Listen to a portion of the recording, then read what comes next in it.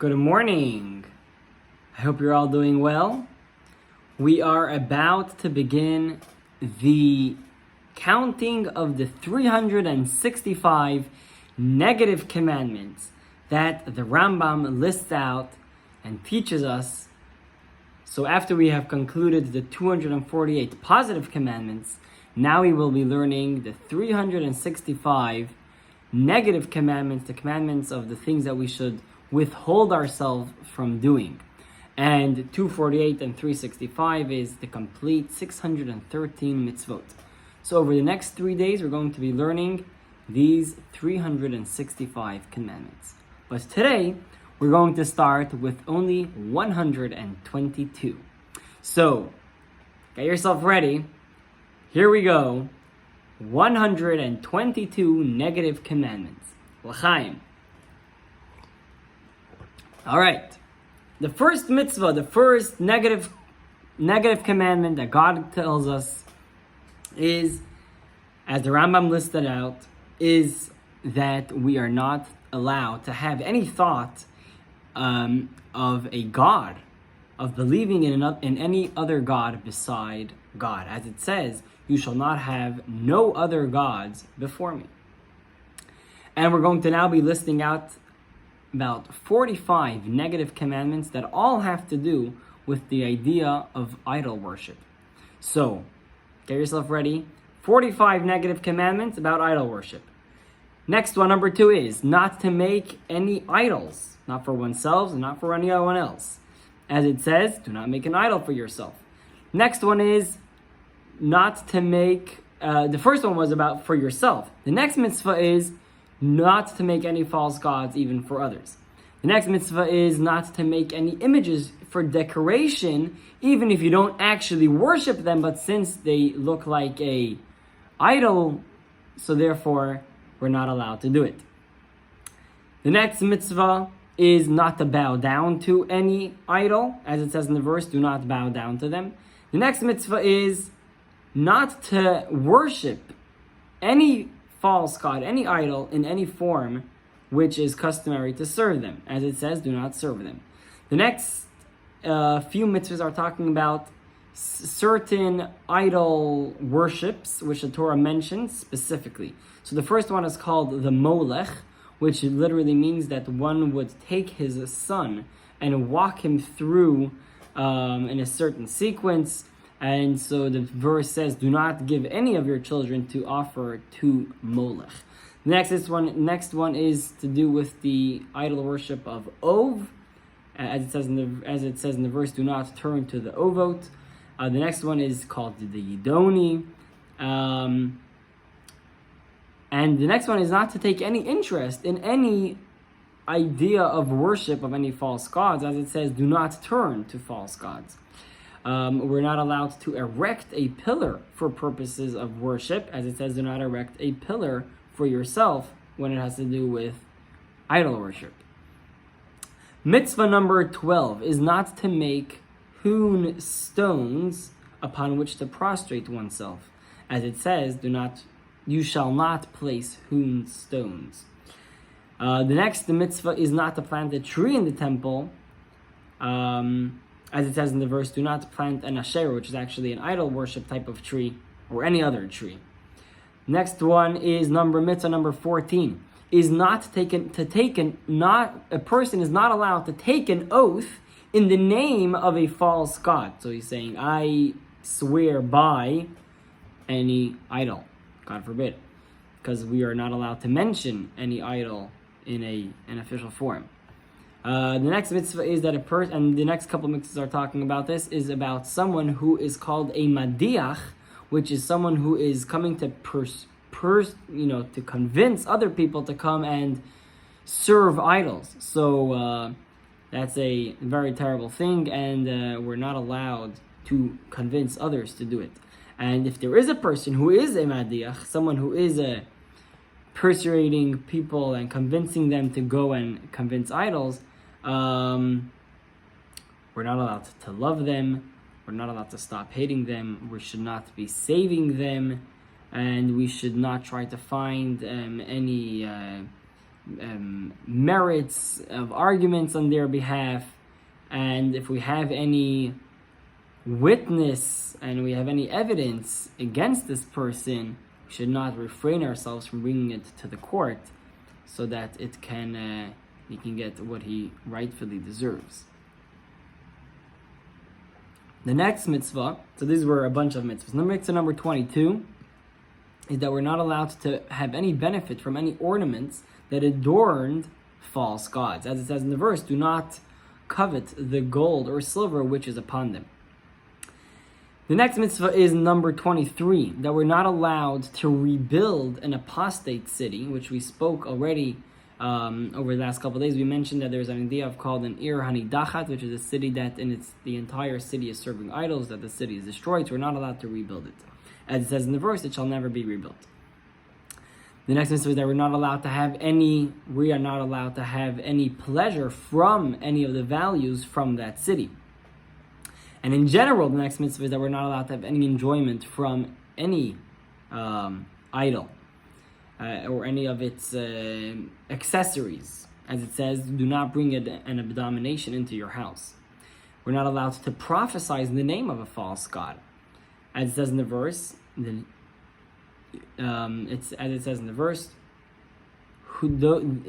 should not speak in the name of other gods. You are not allowed to relate false prophecies. A person is not allowed to listen to someone who is prophesying in the name of a false god. If we have someone who is saying false prophecies, so we should not refrain ourselves from him getting a execution. The next mitzvah, number 30, is that we should not go in the laws or customs of the ways of the worshippers of false gods. As it says, do not follow the practices of idol worshippers. The next mitzvah is that we're not allowed to practice black magic. So in case you were considering it, you should know that it's not allowed. As it says, there should not be found among you a magician of black magic. We're not allowed to practice divination. As it says in the verse, do not practice divination. 33, not to act as a soothsayer. As it says that in the verse. Not to practice sorcery. Not to cast spells or consult the Ov or the Yidoni, which are various types of idols.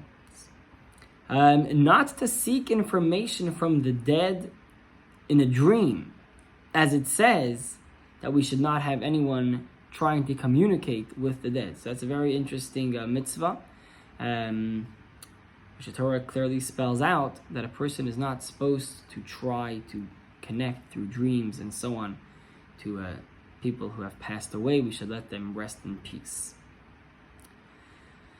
Part of the idol worship, one of the ways that they would do, one of their ways of serving an idol was for a man to wear woman's clothing or woman to wear man's clothing, so therefore it's something which we're not allowed to do. Those are two separate mitzvot, as it says it in the verse.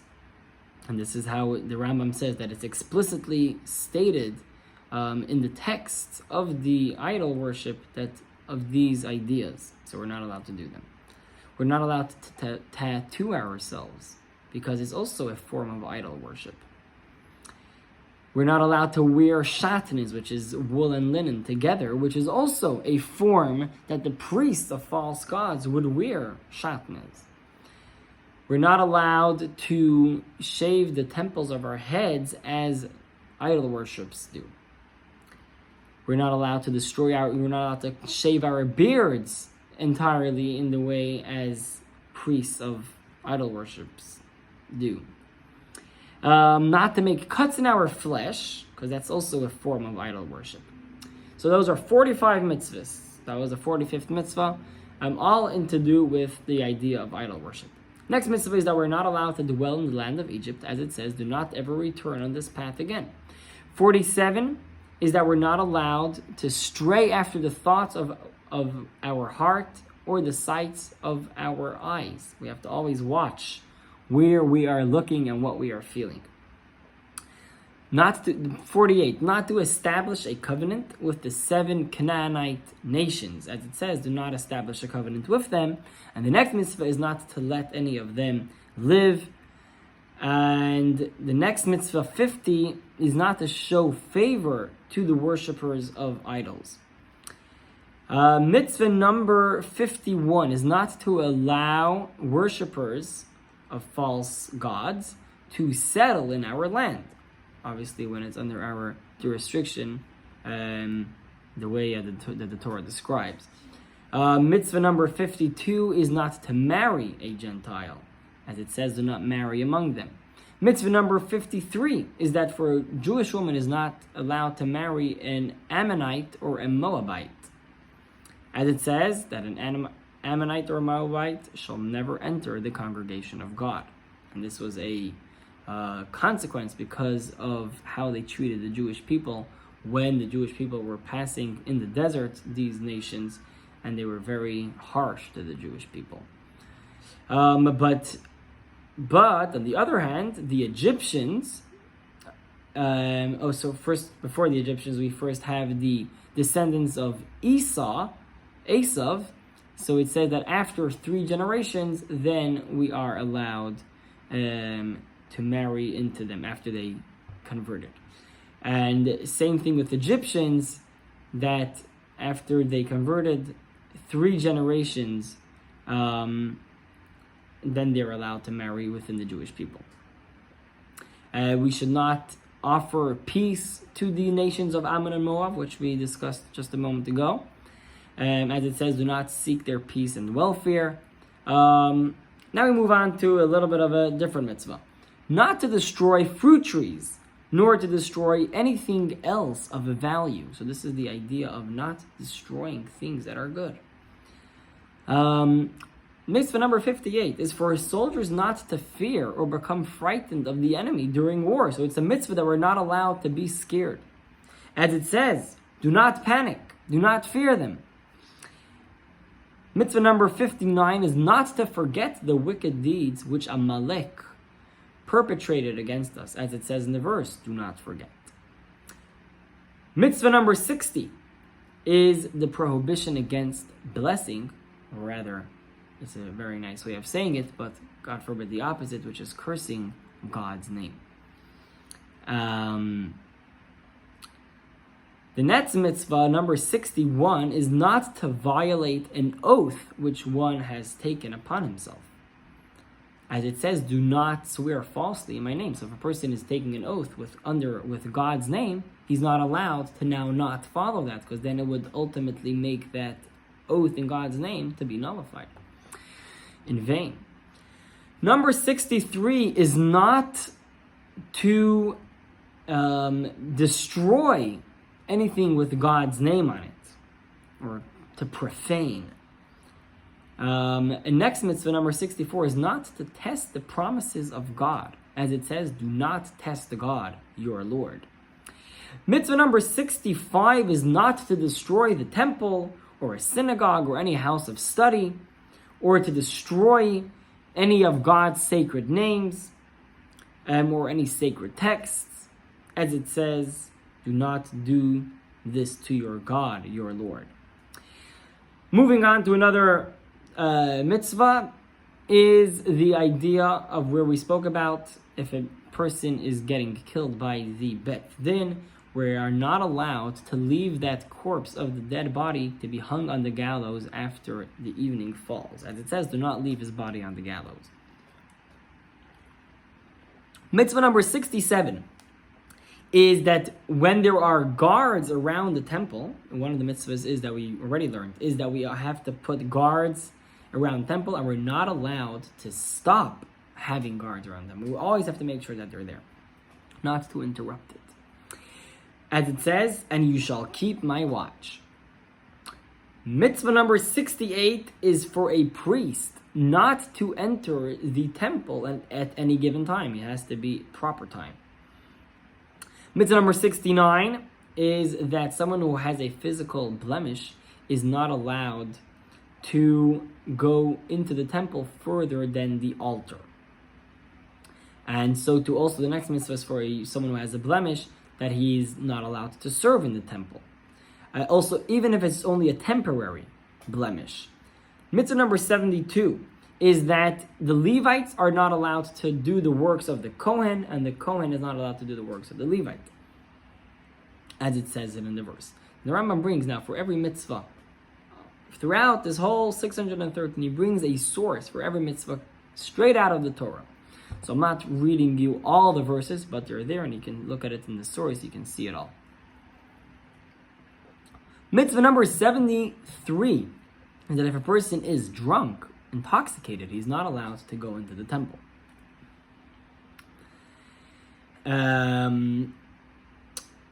So too also, by the way, a rabbi or anyone who is a scholar is not allowed to give any ruling when he is under intoxication.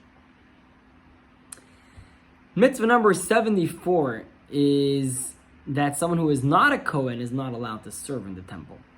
Mitzvah number 75 is that a Kohen who is impure, ritually impure, is not allowed to serve in the temple. He has to first become pure and then he can go back. And even a priest who has become pure and he has dunked himself into the mikvah, which is a ritual bath, he has to wait till evening and only then is he able now to start working again. Next mitzvah is number 77, that someone who is ritually impure is not allowed to even enter the temple courtyard. As it says, they shall not make your camp impure, which is talking about God's divine presence. And Mitzvah 78 is taking it even a step further, that a person is not even allowed to go into the Levites' camp, which, when he's impure, which is actually, the parallel for this today is actually the Temple Mount, which we're not allowed to go to if we're impure. 79 is that we're not allowed to build the temple, the altar, the Mizbeach as it's called in Hebrew, with hewn stones. We're not allowed to make stairs for the altar. It has to be a slope. We're not allowed to bring undesired random incense offerings or other sacrifices on the special incense golden altar. 82, not to extinguish the fire on the altar. It always has to be burning, and it was actually a miracle that the fire on the altar was burning always, all the way till it's from the beginning of the temple all the way till it was destroyed. So that's 410 or 420 years, depending which temple you're talking about, which is pretty amazing. Mitzvah number 83 is not to duplicate the composition of the anointing oil. There's a special anointing oil that they would use when anointing the Kohen, etc. So we're not allowed to duplicate it. And we're not allowed to use it on any unauthorized person. So too also we're not allowed to duplicate the special incense which was brought as a sacrifice. So we're not allowed to duplicate that formula. And it was actually a very well-kept secret, and only a certain family, it's discussed in the Talmud, that only a certain family knew how to do it, and they would prepare it every year. It was a whole long story. Very interesting. Mitzvah number 86 is not to remove the staves of the ark. There were these two sticks which the ark was carried by it, and we're not allowed to take it out. It always had to stay inside. 87 is also another law in regards to the temple, that the breastplate of the Kohen was not allowed to separate from the special vest that he was wearing under it. And the next mitzvah is in regard to the high priest, also his clothing, to his cloak, that it was not allowed to be torn. The next mitzvah 89 is that we're not allowed to bring a sacred sacrifice outside the temple. We're only allowed to bring sacrifices within the temple. So we're also not allowed to slaughter the animal outside the temple. It has to be slaughtered within the temple. The next mitzvah, 81, is not to and the next couple mitzvahs are discussing this idea, is that we're not allowed to bring any blemished animal as a sacrifice onto the altar. As it says in the verse, and any animal which has a blemish shall not be sacrificed. And we're not allowed to slaughter any blemished animals as a sacrifice. We're not allowed to throw the blood of the animal who has a blemish onto the mizbeach, onto the altar. We're not allowed to sacrifice the various portions of the animal who has a blemish, even if it is only a passing, temporary blemish. Still, it is not allowed.